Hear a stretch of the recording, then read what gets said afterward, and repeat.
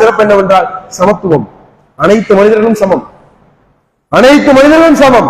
இவர் எந்த மதத்திலும் இந்த கோட்பாட்டை பார்க்க முடியாது. இவர் எந்த மனிதர்கள் பின்பற்றக்கூடிய கொள்கையுடைய மக்களிடத்திலும் இந்த கோட்பாட்டை பார்க்க முடியாது. அனைவரும் சமம் என்ற அடிப்படையை நம்முடைய மார்க்கம் அதை அடிப்படையாக வைத்திருக்கிறது. ஒரு ஆணி வேறாக நம்முடைய மார்க்கம் சமத்துவத்தை வைத்திருக்கிறது.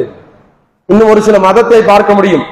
ஒருவர் பாவம் பண்ணிடுவாராமா, அந்த பாவத்தை கழிப்பதற்காக அவரை போன்ற ஒரு மனிதத்துல சென்று நான் இப்படி பாவம் பண்ணிட்டேன், முட்டி போட்டு நான் இந்த மாதிரி பாவம் பண்ணிட்டேன், கெட்ட காரியம் பண்ணிட்டேன், எனக்கு மன்னிச்சுக்குங்க, என்னை மன்னித்துக் கொள்ளுங்க என்பதாக அவரை போன்று 2 கை 2 கால் 2 கண் ஒரு இதயம் ரத்தம் மலஜலத்தை சுமக்கக்கூடிய ஒரு மனிதரிடத்துல சென்று தன்னுடைய பாவத்திற்காக பாவ மன்னிப்பு தேடுகிறார்கள்.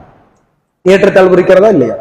ஒருவர் பாவம் பண்றாராமா, அதை மன்னிப்பவர் அவரை விட உயர்ந்தவராக கருதப்படுகிறார். இன்னும் ஒரு சில மதத்தினுடைய கொள்கை என்ன?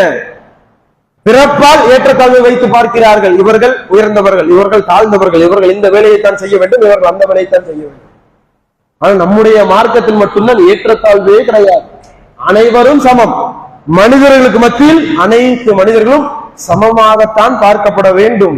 அல்லாஹ்வின் தூதர் சொன்னார்கள், என்னை உயர்த்து விடாதீர்கள், என்னை அடிமை என்று சொல்லுங்கள். அதற்கு அப்புறம் தான் நான் அல்லாஹ்வின் தூதர். முதலில் நான் அடிமை, உங்களை போன்ற நான் ஒரு அடிமை, அதற்கு பிறகுதான் நான் இறைவனுடைய தூதர் என்பதாக அல்லாஹ்வின் தூதர் சமத்துவத்தை பற்றி பேசினார்கள். இறுதி பேருரையில் சொன்னார்கள், ஹஜ்ஜத்துல் விதாவில் வைத்து சொன்னார்கள், ஒரு கருப்பு இனத்தவர் வெள்ளை இனத்தவரை விட சிறந்தவர் கிடையாது. ஒரு வெள்ளை நிறத்தவர் கருப்பு நிறத்தவரை விட சிறந்தவர் கிடையாது. நிறத்தை வைத்து ஏற்றத்தாழ்வு இருக்கிறதா இல்லையா? ரேசிசம்னு சொல்லுவாங்க. நிறத்தை வைத்து ஏற்றத்தாழ்வு. வெள்ளையா இருந்தா நல்லவன், கருப்பா இருந்தா கெட்டவன். கருப்பா இருக்கிறவன் பாவம் பண்ணவன்.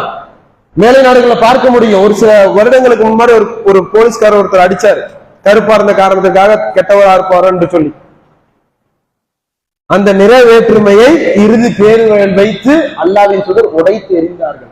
அதே போன்று அல்லாஹ்வின் தூதர் சொன்னார்கள், ஒரு அரபி அல்லாதவரை விட, ஒரு அரபி அல்லாதவர் அரபியை விட எந்த விதத்திலும் சிறந்தவர் கிடையாது.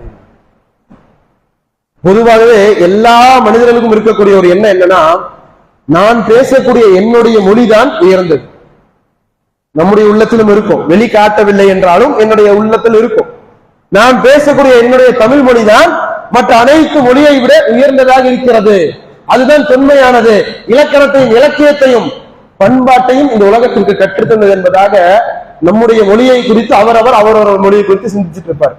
ஆனா அல்லாஹ்வின் தூதர் சொன்னார்கள், அல்லாஹ்வின் தூதருடைய தாய்மொழி அரபு, திருக்குர்ஆன் இறங்கிய மொழி அரபு, ஒட்டுமொத்த மக்களும் பேசுவது அரபு. ஆனா அல்லாஹ்வின் தூதர் சொன்னார்கள், அரபி மொழி பேசுபவரை விட அரபி மொழி பேசாதவர் தாழ்ந்தவர் கிடையாது, அரபி மொழி பேசாதவரை விட அரபி மொழி பேசுபவர் தாழ்ந்தவர் கிடையாது, அனைவரும் சமமானவர்கள், அனைவரும் சமமானவர்கள், பிறப்பால் ஏற்றத்தாழ்வு கிடையாது என்ற சொன்ன ஒரே மார்க்கம் நம்முடைய மார்க்கம் மட்டும்தான். அதை அடிப்படையாக கற்றுத்தந்தது நாம் ஏற்றிருக்கக்கூடிய இந்த மார்க்கம் மட்டும்தான். ஆனால் இந்த மார்க்கத்தை பின்பற்றக்கூடிய மக்களைத்தான் தீவிரவாதிகளாக சித்தரிக்கிறார்கள். இப்படிப்பட்ட மார்க்கத்தை ஏற்ற மக்களை தான் பயங்கரவாதிகளாக சித்தரிக்கிறார்கள்.